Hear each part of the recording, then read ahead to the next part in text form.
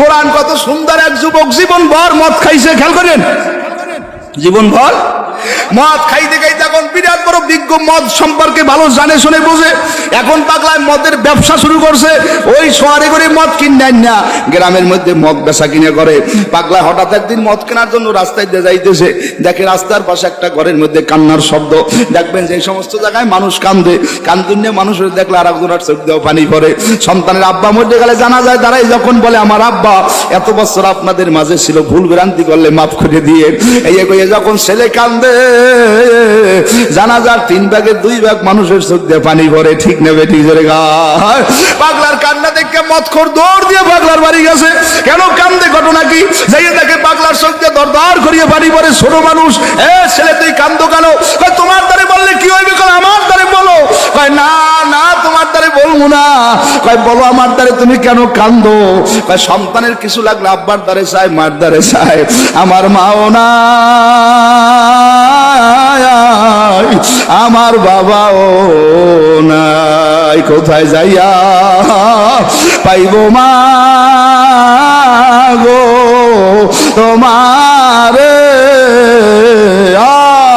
কত ডাকি আর তো সারা দেয় না রে, সবই মাগো বলতে পারি, তোমায় ভুলতে পারি না। ঘরে যাইয়া সবই দেখি, মায়ের তো আর দেখি না। আল্লাহ, এ ভাই আমার বাবারা, বাচ্চার কান্না দেখে ওই মত করে মধ্যে একটা দয়া হয়ে গেছে। বল তোর কি লাগবে? আমি মাদ্রাসায় পড়ি, মাদ্রাসায় পড়ার জন্য ওস্তাদের আমারে পড়া দেশে কোরআন শরীফ পড়বো, ল্যাবের মধ্যে তৈল নাই, তৈল বইলে কোরআন পড়তে পারি না। কিন্তু কেমনে কোরআন পড়িয়ে কার দ্বারে সামু? মায়ও নাই, আব্বায়ও নাই। আল্লাহ, মদ খোরটাই মনে মনে তোবা করছে, আমি মদ কিনে বেশি আর পাগলা আমার মাওলার শ্রেষ্ঠ কালাম পড়তে পারবে না। না, কান্দরিয়ে তওবা বললাম, ইয়া আইয়ুহাল্লাযিনা আমানু তুবু ইলাল্লাহি তাওবাতান নসুহা। আমি নসুহার মতো তওবা করছি, আর মদ খামু না। পাগলা রতনপুর বাজারে যাই দেখে রাত্র গভীর সব দোকান বন্ধ হয়ে গেছে। একটা মুরব্বী দোকান আটকাইবে। পাগলায় ডাক দেখায়, মুরব্বী আমারে 5 কেজি তৈল দেন। জোরে কোন সুবহানাল্লাহ। ও মুরব্বী, আমারে 5 কেজি কেরাসিন তৈল দেন। মুরব্বী বলে, তুই দি মদ খোর গাঁজা কর, তোর তো ব্রেন ঠিক নাই, তুই ওই তৈল নিয়ে নাকি মানুষের বাড়ি আগুন দিবি? কয় না, কান দেখছেন হাউ হাউ করিয়ে কান্দে। ও মুরব্বী, আমি এখন থেকে তওবা করছি, আর মদ খাবো না, আর গাঁজা খাবো না। বাবারে, যার সিনার মধ্যে আমার মাওলার ইশকার মোহাব্বত পয়দা হয়, পাগলা আর দুনিয়ার অন্যায় করতে পারে না। আমাদের এক চরমনার মোজাহিদ ডাকাতে পারি, খেয়াল করো বাবারে, ও তো মোজাহিদ না, সাধারণ একজন ব্যবসায়ী। চরমনার মুরিদেরা ধরছে, পাগলারে দাওয়াত দেবে এইবার চরমনায়। পাগলায় খালি তারিখ ঘুরায় ঘুরায় ঘুরায়। এক সময় শর্ত দেশে আমারে নিতে পারো চরমনায়, মদের বাস্ক লইয়া যামু, বিড়ি লইয়া যামু, গাঁজা লইয়া যামু, আমারে লঞ্চের মধ্যে একটা কেবিন দেবো, হানে বইয়ে বইয়ে খামু, আবার মহফিলে শুনবো, আবার গাজাও খামু। যারা লোকজন তারা কয় তুমি সব লইয়ে লও, তোমার এই লঞ্চে একটা কেবিন, তুমি গাজাও খাবা, বিড়িও খাবা, মদও খাবা, তাও চলো চরমনায়। আল্লাহ, পাগলারে মোহাম্মদপুর করে দাওয়াত দিয়া ওই সদর গাড়িতে লঞ্চ উঠে যখন লঞ্চ ছাড়িয়ে দিয়েছে, মুজাহিদেরা তো কান্দার কয়, মাইয়াহদিহিল্লাহু ফালা মুদিল্লা লাহু ওয়া মাইয়ুদ্লিলহু ফালা হাদিয়া লাহু। হেদায়েতের মালিক কিনা? বাড়ির দরজায় মাদ্রাসায় মানুষ হেদায়েত হয় না, আব্বাই আলেম হইলে ছেলে হেদায়েত হয় না, মায় হাফেজ হইলে পোলা হেদায়েত হয় না, আব্বাই নবী হইলো ছেলে হেদায়েত হয় না। ঠিক না বেঠি জোরে কও? হেদায়েতের মালিক কে? পাগলার জন্য সবাই দোয়া করে, আর লং সারিয়ে দেশে লং সাইতে দেখুন ওই জেকেরের শব্দ, কীর্তন গুলা নদীর গাড়ি আইয়ে পড়ছে, ওই দি লঞ্চ থামবে। পাগলার কানে যখন জেকেরের আওয়াজ গেছে, এক মুজাহিদ ডাক দেখায়, ভাই কোন জায়গা? বলে এই দি চরমনায় আইছি আমরা, কলা আইছি। লং যত কাছে আয়, পাগলায় মদের বোতল খালে হালায়, গাঁজার বোতল খালে হালায়, বিড়ির প্যাকেট খালে ফেলায়। সবাই বলে, কিরে মদ খাবি না, গাঁজা খাবি না, বিড়ি কি খাবি না? বলে, আরে পাগল, এই পরিবেশে ভাইয়া মদ খাওয়া যায় না, বিড়ি খাওয়া যায় না, গাঁজা খাওয়া যায় না। এই মাঠের মধ্যে একটা মানুষের 1 লক্ষ টাকা দিল, একটা বিড়ি ধরাইতে পারবে না, যার মাথার মধ্যে জ্ঞান আছে। ঠিক না বেঠিক জোরে কও? বাবা মদখোরটার চোখ দিয়ে দর দর করিয়ে পানি ভরে আর কান্দে। এখন মদখোর চিন্তায় পড়িয়ে গেছে কেমন করা যায়। বাড়ির মধ্যে যে ছাত্ররা ডাক দিয়ে কয়, বাবা আমি আইছি 5 কেজি তৈল আনছি, তাওয়ানু আলাল বিররি ওয়াত তাকওয়া ওয়ালা তাওয়ানু আলাল ইসমি ওয়াল উদওয়ান। সৎ কাজে সহযোগিতা করলাম, অন্যায় বিরোধিতা করলাম। মদ আর খাবো না, ল্যামে তৈল ভরো আর কোরআন পড়ো। পাগলার জন্য যখন ল্যামে তৈল ভরার তেল দিয়ে গেছে, ছেলেরাই খুশি হয়ে গেছে। ছেলেরা এখন ওই মদখোরের জন্য দোয়া করতে আসে। মদখোর রাস্তা দিয়ে যাইতে আছে, বাড়ি যায় আগামীকাল কই এতিমের জন্য লঙ্গি আনবে, গামছা আনবে, জামা আনবে, খানা আনবে, যা লাগে সব দেবে। বাবা কার কোন সময় হায়াত শেষ হয়ে যায় তোমারও জানা নাই, আমারও জানা নাই। আমার বছর দিয়ে আগে এখনো মনে আছে, আমরা পুরানোর দিন না কোন জায়গায় মাহফিল করিয়া বোলার ঘাটে গেছে আমাদের বিলাল ভাই সাথে রাত্র ভার পারামু, কুয়াশা মেঘাচ্ছন্ন। হঠাৎ করে স্পিড উপরে ড্রাইভার বলে, হুজুর কারোর সঙ্গে যাওয়া লাগবে না, এখানে একটা লাশ আইতেছে, আপনি লাশের সঙ্গে যাইবেন। আমি বলে কোথার লাশ? বলে পাগলা ওষুধ কোম্পানিতে চাকরি করে, পুরানোর দিন বাসা নিয়ে থাকে। বাড়ি হল উত্তর এলাকায়, কোন জায়গায় জানো? 6 মাসের একটা বাচ্চা, ওই বাসার মধ্যে বিবি আর বাচ্চা 2 জন। পাগলা লাহমন কোন ওষুধ দিয়ে হাসতে আসে, ওই পুরানোর দিনে গাছের টেরাকের সঙ্গে বাড়ি খাইয়া জায়গায় শেষ হয়ে গেছে। তার ওষুধ কোম্পানির লোকজনেরা লাশ লইয়াই দিয়েছে। পাশে চাইয়ে দেখি বউ কান্দে, আর ছোট বাচ্চায় তো ভালো মন্দ কিছু বোঝে না। আমি বললাম আইসে কামাই করতে, এখন লাশ হইয়া বাড়ি যায়। বাবা কে কোন সময় মরবা তোমারও জানা নাই, আমারও জানা নাই। ওই দাসকে মিজান ভাই আব্বাই লোকায় মাহফিলে রওনা করছে, আমার মামায় দুনিয়ার থেকে বিদায় হয়ে গেছে। আগামীকাল 9টার সময় জানাজা। একদিন খবর শুনবা মাওলানা মিজান আর দুনিয়ায় নাই, সবাই বলবে আরে আবুল হাসান বুখারীর দাওয়াত দাও। আরে আমার নাম্বারে কল দেবে, দেখবে নাম্বার কেউ ধরে না, বন্ধ হয়ে গেছে। দললেও ছেলেবানেরা ধরলে কান্দল লইবে। আমার বাবা আর দুনিয়ায় নাই, আর কোনদিন ভোলা যাবে না, আর কোনদিন বয়ান করবে না। আজকে সারা দেশে গেলে ফজলুল করিমের পালা গুগু দেখি, ওই কালামানিকার বাবারে কইয়া ডাক দেন আল্লাহ। ও ভাইরা আমার বাবারা কবরে যাচ্ছি না। পাগলায় রাস্তা দিয়ে রওনা করছে, কত দূর যায়। হঠাৎ করে যাওয়ার পরে মালিকের হুকুম হয়ে গেছে, একটা সাপের কামড়ে দুনিয়ার থেকে বিদায় হয়ে গেল। বাবা কোনো মানুষ জানে না রাত্রে মারা গেছে। সকালবেলা যারা যারা দেখে পাগলায় মারা গেছে, সবাই খুশিতে বাকবাক হয়ে গেছে। পাগলার জুলুমের ঠেলা এলাকায় মানুষ থাকতে পারে নাই। মদ খাইতো, গাঁজা খাইতো, হারাম খাইতো, মদের ব্যবসা করতো। এলাকার মধ্যে মিটিং হয়ে গেছে, আমাদের রহমা আল্লাহ রতনপুরের মধ্যে দাফন করতে দেওয়া যাবে না, ওই পাশে গঙ্গা আছে, নদীর পারে নিয়ে শিবপুরের চরে ফালাইয়া দেবা। সকালবেলা সবাই পরামর্শ করে নদীর চরের মধ্যে নিয়ে ফালাইলেন। বাবা কেসা বলি না, ঘটনা বলতেছি, শুনাইতেছি, ভালো করিয়া শোনো। আল্লাহ কোরআন হাদিসের দলিল দিয়ে শোনা যায়। আল্লাহর বান্দা যখন রাস্তার পাশে তার লাশ ফালাইয়া দিলেন, হঠাৎ 3 দিন পরে একদিন জুমার রাত্র, বৃহস্পতিবার রাত শেষ, শুক্রবারের রাত্র শুরু। দিনের পরে রাত্রে ইমাম সাহেব হুজুর মসজিদের কোনায় শুয়ে স্বপ্নে দেখে, হুজুর ওই শিবপুর ভাঙ্গার সরের মধ্যে আল্লাহর এক বন্ধু মরিয়া রয়েছে। আল্লাহু আকবার। আপনি তারে আনেন, সুন্দর করে গোসল করান, জানাজা পড়াইয়া আপনার মসজিদের পাশে তারে দাফন করিয়ে দেন। ইমাম সাহেব হুজুর মুসল্লিকে দাওয়াত করলেন। ইমামের দল একদল মানুষ আছে না নাই? একদল কপাল পরে ইমামের বিরুদ্ধে আছে না নাই? এই যারা জানিয়ে শুনি ইমামের বিরুদ্ধে করো, তুই একটা কপাল ভরা, কথা কাও ঠিক নেবে। কপাল ভরা, ইমাম তোর কত বন্ধু, কপাল ভরা, তুই জানো না মরার পরে তোর ছেলে গোসল করায় না, ইমাম গোসল করায়। মরার পরে তোর ছেলে কাপড়ের কাপড় কাটে না, ইমাম কাপড়ের কাপড় কাটে। মরার পর তোর ছেলে জানাজা পড়ায় না, ইমাম জানাজা পড়ায়। মরার পর তোর কবরে তুইতে ছেলেরা ঘরের সরে নামে না, ইমাম সব কবরে নামে। দাফন কাফন করিয়ে সবাই যার যার বাড়ি যায়, ইমাম দোয়া না করিয়ে যায় না। 5 ওয়াক্ত নামাজে মসজিদ ইমাম দোয়া করে, শয়তানরা তুই দুনিয়ায় বই ইমামের বিরোধিতা করো, তোর মতো কপাল পোড়া আবু জেহেল এই দুনিয়ায় নাই। ঠিক না বেটি? জোরে কর। আজকে দেখো ওলামায়ে কেরামের পক্ষে, কোরআনের পক্ষে, মাদ্রাসার পক্ষে, আলেমের পক্ষে হুশ থাকতে এদের বিরুদ্ধে যাব না। কারা কারা রাজি? ডাক দাও আল্লাহ আল্লাহ। এ ভাই আমার বাবারা, কবরের যাত্রীরা, পর্দার মধ্যে মা বোনেরা, আল্লাহর বান্দার সজদে দর দর করিয়ে পানি ভরে। এখন তো ইমাম সাহেবের দাওয়াত দিয়ে লোকজন নিয়ে সেই কবরস্থানের পাশে যায়। নদীর চরের মধ্যে যারা যারা আগে দেখছে তারা চেনছে না চেনে নাই?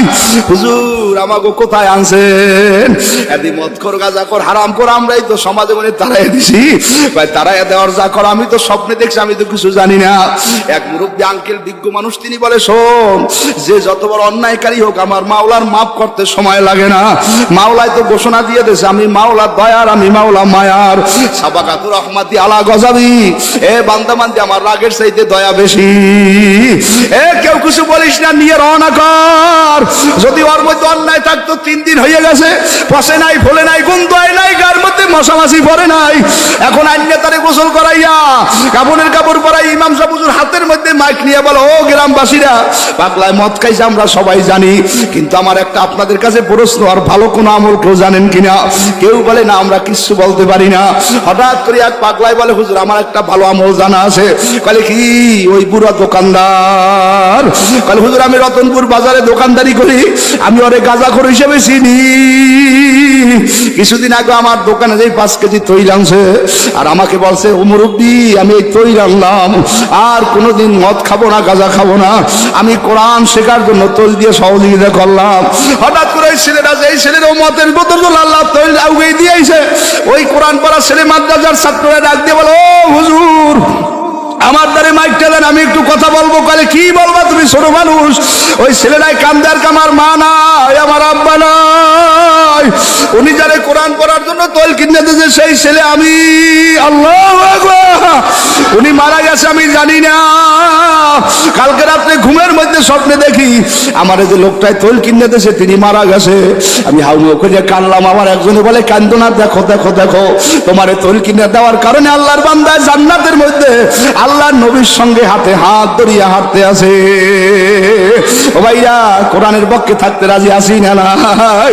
কারা কারা রাজি? ডাক দাও, জবান খুললে জোরে আল্লাহ কইয়া ডাক দাও। বাবা একদিন তো ডাক আসবে, থাকতে পারবো না। এই জন্য এক পাগল কান্দে আর বলে, দুনিয়া পিছে গলে ভাই মায়ায় বাদায় সংসার, মুদেলে আখি সবই পাখি, কে আপনার কে বাবা।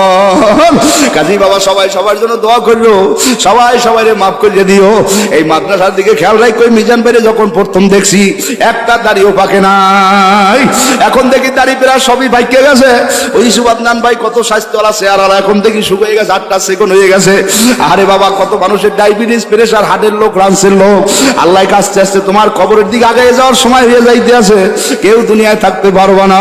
এই জন্য সবাই সবাইরে মাফ করে দিয়ে আল্লাহর দ্বারে দোয়া করবো, আল্লাহ যখন আমাদের ডাক দেবেন আমরা যেন আপনারে না নিয়ে কবরে না যাই। আর মাঝে মাঝে আফসোস করবার, কানবার, বলবা সুখের বাড়ি, শখের সংসার সাজায়া যাইতে হবে,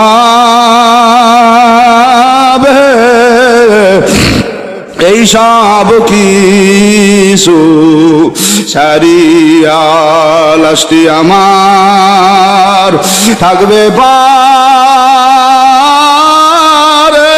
বাড়ির আঙ্গিনা, পাড়া প্রতিবেশীরা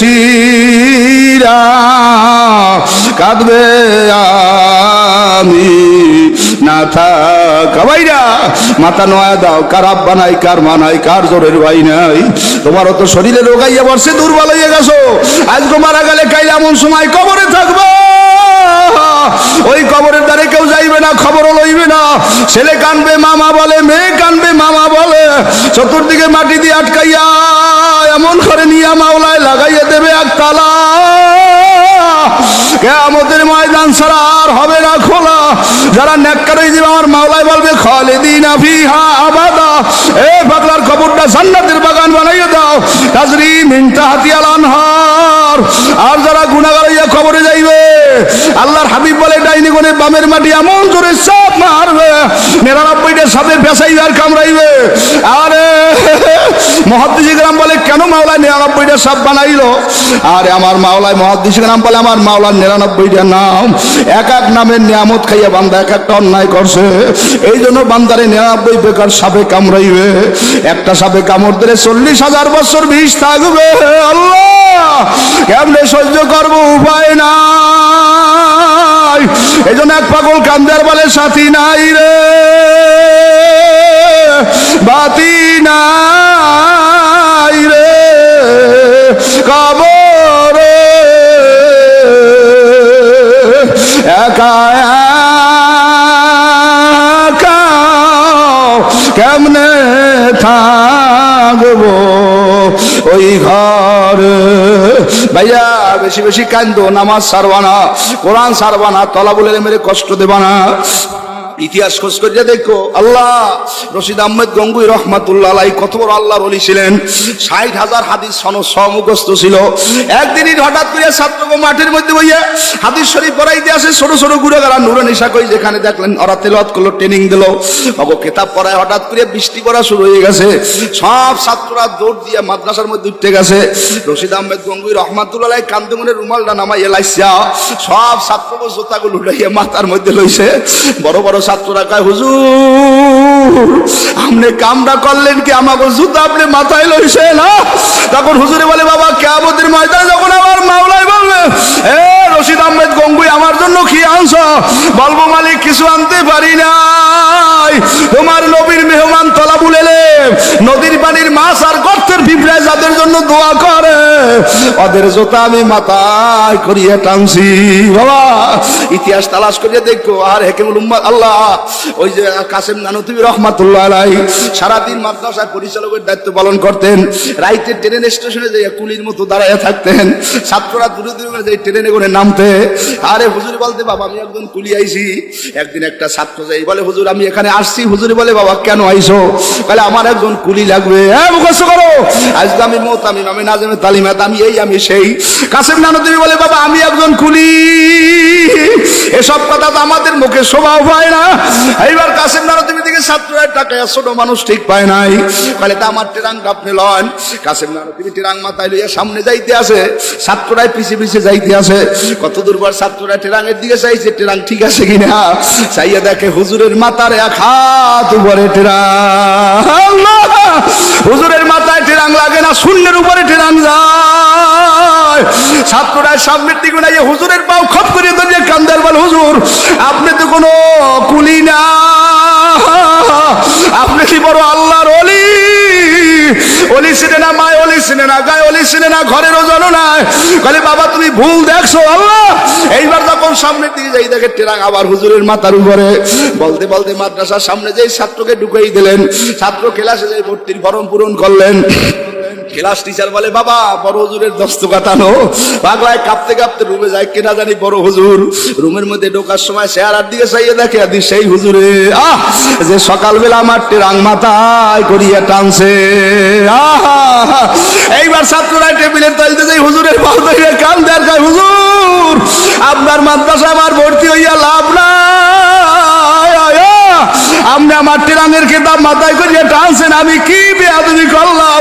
রোশাল্লাহ হেকিমুল উম্মাহ আল্লাহ শাওয়াল আল্লাহ কাসেম নানুতুবি কান্দার বলে, বাবা তুমি কান্দো না, আমি তোমার ট্রাঙ্ক মাথায় করিয়া টাইনা দোয়া করিয়ে দিছি। আমার মাওলা তোমার পড়ালেখায় ভালো বরকত দেবে, আসো আমি দস্তখত দিয়ে দিই। বাবা কেমন সুন্দর একটা নিয়ামত রতনপুর মাদ্রাসা, বলার এমন কোনো জায়গা নাই। রতনপুর ছিলেন একটা গ্রাম। কাজী বাবা এই কোরআনের সাথে জড়াইয়ে থাকো, হিংসেরিয়া বাদ দাও। তুমি থাকবা না, আমি থাকবো না, প্রতিষ্ঠান থাকবে। ছাত্ররা তেলাওয়াত করবে, আল্লাহ গুনাহ মাফ করবে, জমিনের মধ্যে রহমত নাজিল করবে। হেকিমুল উম্মাহ আশরাফ আলী থানভী বলছেন, যেই গ্রামের মধ্যে একটা কোরআনের মাদ্রাসা আছে, ওই গ্রামে একটা সেনাবাহিনীর ক্যান্টনমেন্ট, ঠিক না বেটি জোরে গা? সেনাবাহিনীর ক্যান্টনমেন্ট থাকলে গ্রামের মানুষ চোর ডাকাইতের ভয় নাই। যেই গ্রামে কোরআনের মাদ্রাসা আছে ওই গ্রামের মধ্যে কোনো ভয় নাই, টেনশন নাই, বিপদ হবে না, ঠান্ডা পড়বে না, আগুন লাগবে না, বন্যা হবে না। হেফাজত করার মালিক কে? জোরে বলেন কে? কাজী বাবা আমি আপনাদের কাছে দোয়া চাই, দোয়া করি। এই মাদ্রাসা আমাদের মহব্বতের মাদ্রাসা, এই জন্য আমি আজকে নীলফামারী থেকে বড় সফর করে আসছি, আবার পটুয়াখালী যাব। এই মাদ্রাসার আসাতে যে গ্রাম মোতামিম সহ সবাই হৃদ্যতার সাথে মহব্বত করে, আপনারাও ভালোবাসেন। অজমা আবিল বড় বিষয় না, পাও ধরিয়ে বলিয়ে গেলাম, জান্নাত মানার চেষ্টা করবেন, আল্লাহরে নিয়ে কবরে যাইবেন। কারা কারা রাজি জোরে আল্লাহ কইয়া ডাক দাও, নারায়ে তাকবীর। কি কোরআনের সাথে থাকতে রাজি আছেন ইনশাআল্লাহ? ভাইরা নামাজ ছাড়বেন না, একজন আরেকজনের ডাকবেন, নামাজের দিকে বলাইবেন, কোরআনের দাওয়াত দেবেন। 2 দিন মাহফিল তো আমাদের ইসমাইল বুখারী কাশি নেবে বয়ান করবেন, আবার আগামীকালকে আমাদের হাসান জামিল হুজুর বয়ান করবেন। আলহামদুলিল্লাহ রুহের খোরাক, অনেক ছাত্ররা ওস্তাদের আসছেন। বয়ান শুনলে কি হয়? পাথরের দিল নরম হয়, চোখ দিয়ে পানি আসে। অনেক জাকিরিনদের কারণে আল্লাহ পাক গুনাহগারদেরও নেককার হিসেবে কবুল করে। বলেন আলহামদুলিল্লাহ।